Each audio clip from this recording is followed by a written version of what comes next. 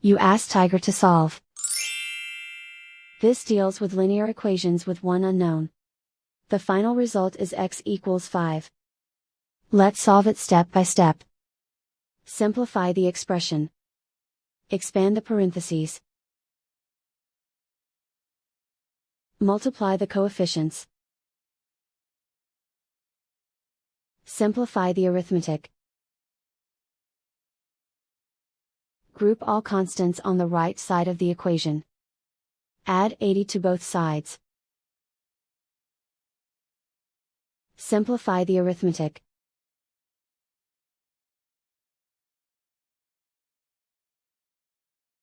Isolate the x.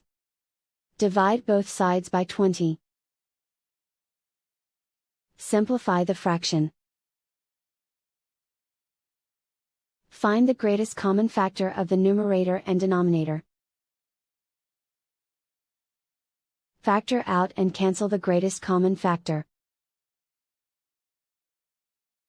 And so the final result is x equals 5.